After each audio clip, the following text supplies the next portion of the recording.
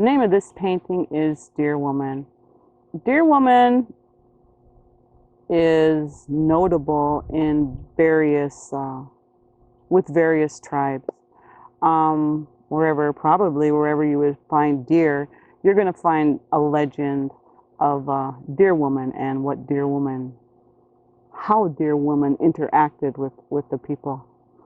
In some tribes, Dear Woman is awesome, brings good things. In other tribes, Dear Woman is someone you want to avoid. So there's such a vast variety of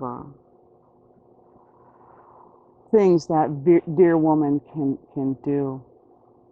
And I tried to put many of those aspects in this image of Dear Woman. I wanted to show Dear Woman as good. I wanted to show Dear Woman as provocative. I wanted to show her as knowledgeable, helpful, and I put some of those aspects into the piece. For example, Dear Woman smoking. And I'm not even sure what she's smoking. And we all know smoking's not good for us. But then again, that smoke is rising up into the atmosphere, into the universe, and interacting with that space. And for many Native Americans, if we're going to pray, we pray with smoke, tobacco, sage. And when the smoke rises into the atmosphere, that's like our interaction with the cosmics, with the elements, with the spirits. So we could look at it that way. Dear Woman is holding a raven, and we know the raven can be very mischievous, but at the same time could be very helpful, very intelligent being. So again, this painting is going back and forth with, are we good? Are we not so good? Are we doing fun things? Are we doing kind of bad things? It goes back and forth with that because I think most humans are that way. We do go from one extreme to the next and try to find a balance in between. And I think that the raven would be a really good friend for Dear Woman, because the raven flies and the raven can see many things that the Dear Woman, from her vantage point, wouldn't be able to notice. And I put the bumblebees in there because sometimes they sting, but then they also create honey. So again, there's one extreme to the next, where we have helpful and then we have not so helpful.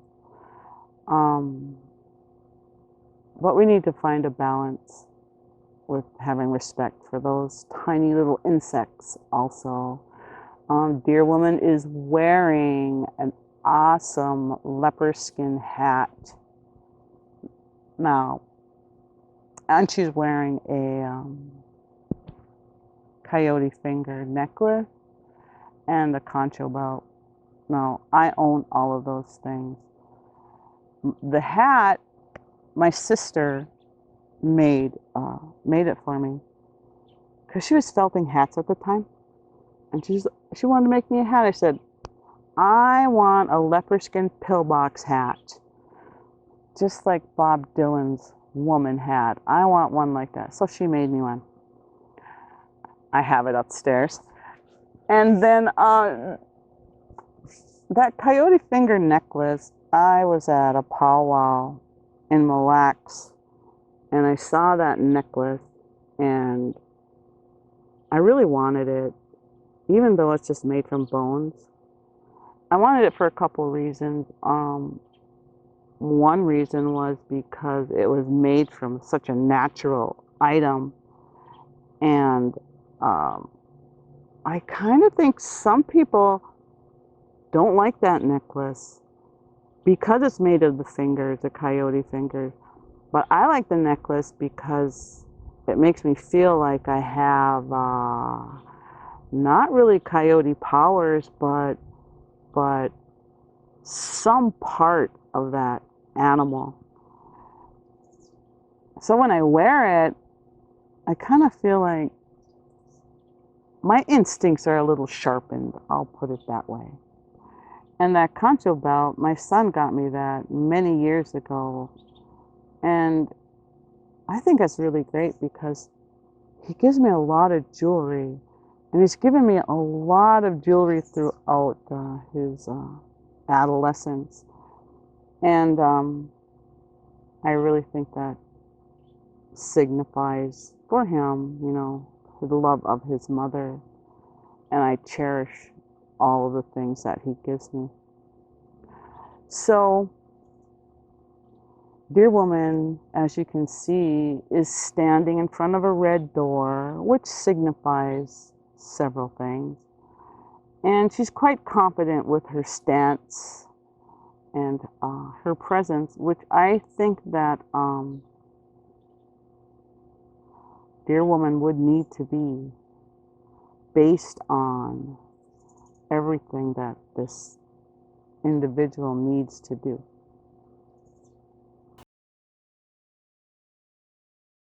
On October 1st of 2013, that is when I started my 365 series. And what initiated my 365 series, there were several factors.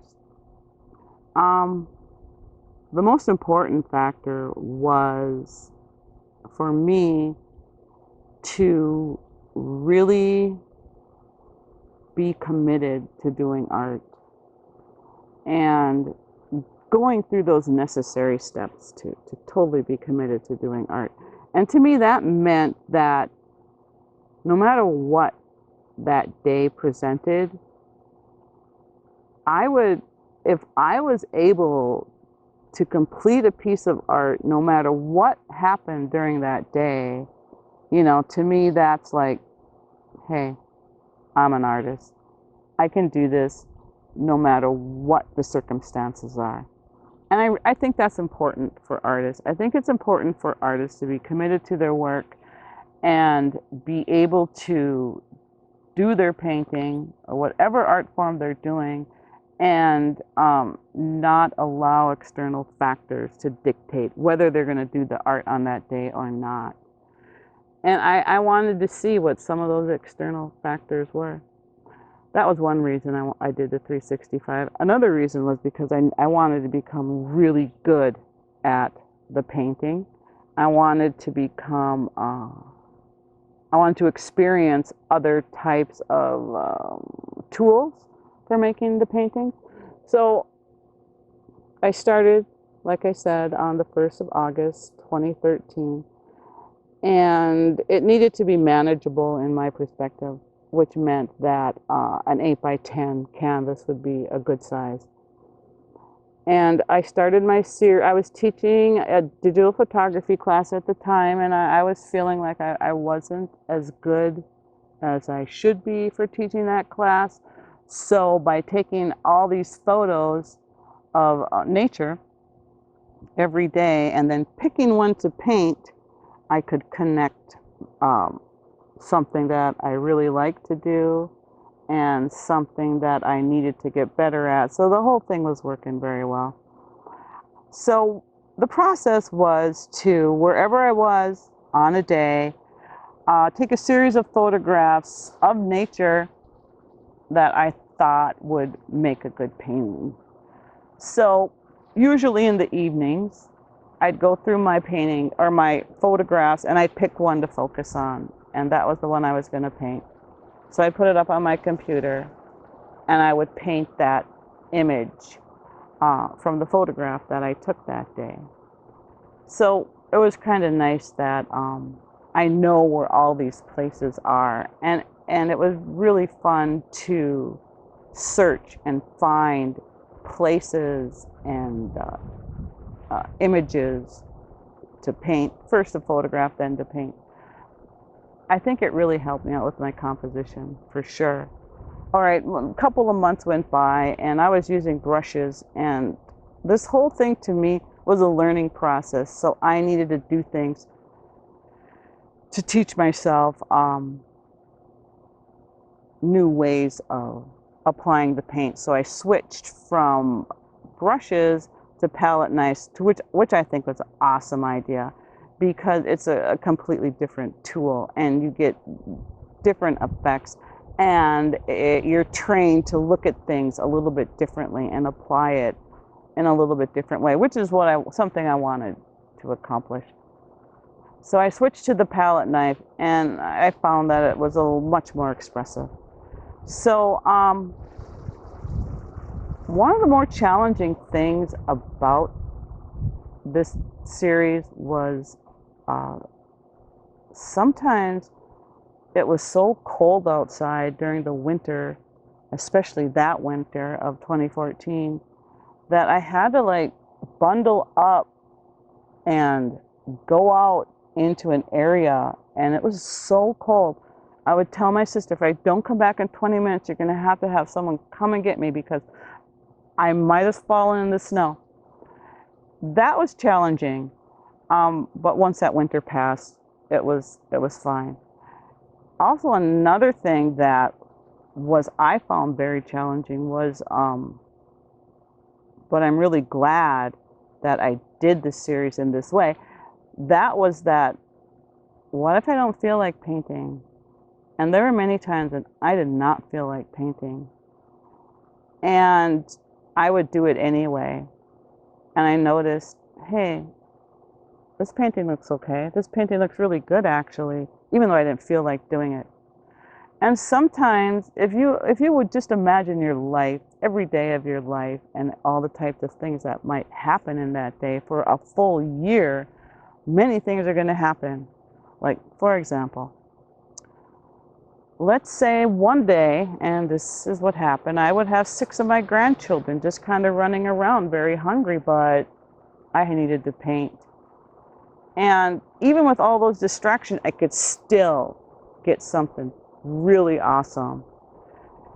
And sometimes if I would have to go somewhere, like on a trip to visit someone, I would pack up all my painting supplies and I would visit with them while I'm painting.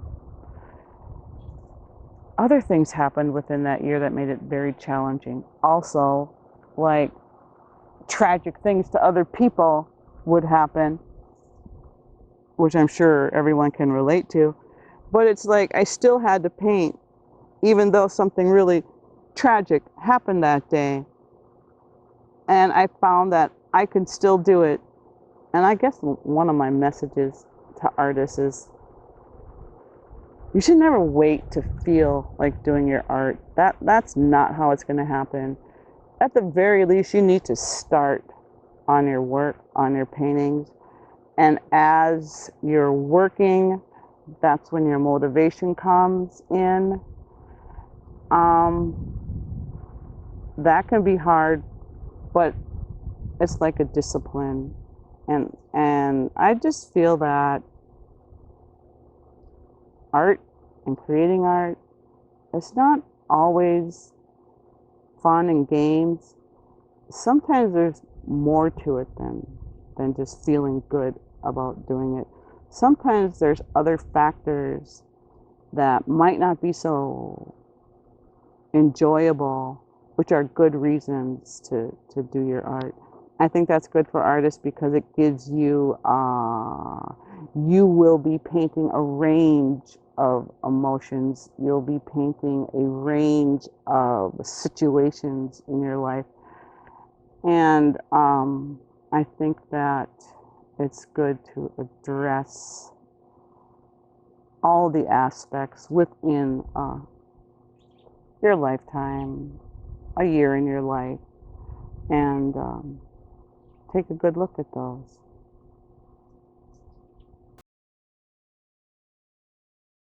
The name of this painting is called The Pollinators. And this painting was done shortly after I completed my 365, which was one painting a day of landscapes, of photographs I took of nature that I saw on that day. So after that 365, I decided that I really needed to incorporate the human form into the landscape. And I wanted to do this in a way that was completely and totally my way. And I wanted it to be very spontaneous. So the process for doing this series of paintings was to randomly apply paint onto the canvas, however I was feeling at the time, and to pull subject matter from those brushstrokes, from those lines, from those various values. And on this specific painting, the pollinators, there just happened to be so many round head shapes at the top of the piece, which kind of created some problems compositionally, which is what I was striving for, problems with this, and good ways to solve them. So with this piece, I decided, all right, if all these plant people are going to be so close together for a complete season, they really need to get along and enjoy their time together. So I figure a season's probably about 3-4 months. So these figures had to be together for 3-4 months, and the best way for them to feel comfortable would be if they were in love. So the painting started to go that direction, where the plants became couples, and they're madly in love with each other. So spending a season together would be like one of the most awesome things that they could possibly do. And if you look at the painting, you'll notice, of course, they're kissing, but also the male hand is the male part of the flower. And then you'll see all these little specks because they're called the pollinators, and it's like pollen all over the sky and the water. And you know, the pollen things people complain about, there's just so much pollen in the air. Well, it's put into this painting also, but we can see its purpose.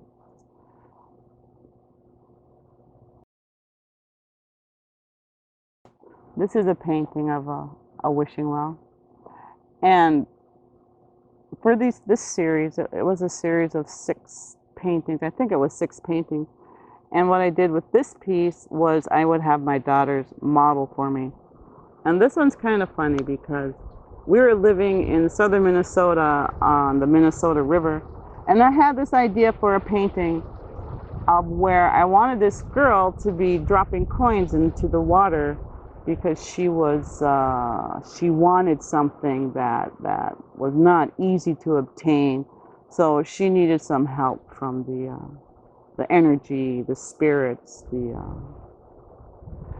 another source other than what she herself could obtain.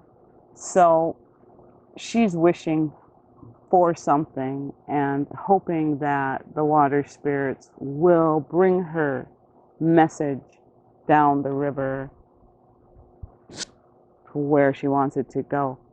But for this piece, I had an idea for it. And so then I asked my daughter, I said, hey, I have this idea for a painting, but you have to pose for me. So what I want you to do is, I want you to go across that river and hang off the edge of that cliff for me. And she says, no, Mom.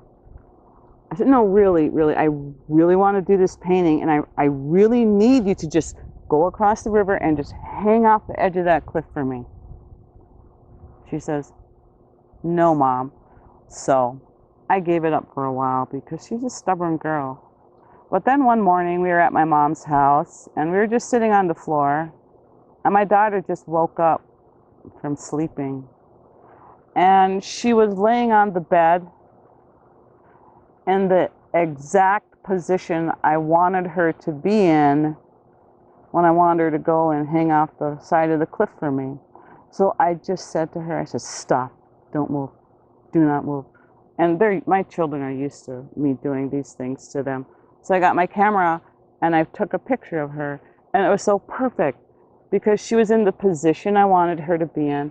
She had the very loose clothes on, and her hair was kind of unkept and kind of dripping down the side of the cliff. And she was sleepy, and that's kind of dreamy yet, and that is exactly what I wanted. So I used that image of her in this painting. And one thing I did try to do was her hair. To me, it kind of looks like the cracks that were in the side of the cliff on the Minnesota River. It's a very deep river. So those cracks are coming up, and her hair is going down. And hopefully, with those two things connecting, that little drop of silver in the water will help her wish come true.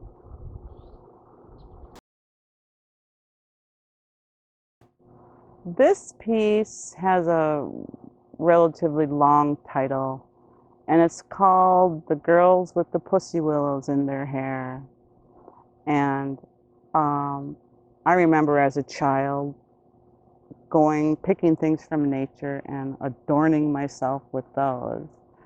And it just seems to be something quite natural to do with the small little beautiful things that we get in the summertime. Northern Minnesota summertimes are so brief that you really need to capture it when you can. And this particular painting, it's about people who share something in common. And that thing that is common, it can be whatever you want it to be. But in this particular piece, while I was doing it, I was thinking about women, girls who are suffering from addiction, which in our country and actually probably all around the world is becoming much too common. And these girls, to me, in my thinking, it was like they are the berries on a plant. They're the fruit, the object of the plant that we would prize the most. I spent a lot of time in my childhood, especially picking berries of many, many different varieties. So that thought was in my mind when I was painting these women. And the way I see them is as a bunch or as a group of individuals who have this common energy, this common issue, and it comes from one very common source, like grapes on a branch, where the bunch of grapes all come from the same stem. And all the women on this painting, they are experiencing something that they all have in common. The thing about this piece that I really like is their eyes and the shape of their eyes, and how the leaves in the background mimic those shapes of their eyes and their mouths. And that, to me, really sets them into this very natural scene. So seeing a group of heads coming from some branches in the forest, to me, would seem very natural, very normal in this instance. And you can see in their faces that a variety of emotions. Some are feeling okay with how things are. Some are scared. Some don't even realize what's going on.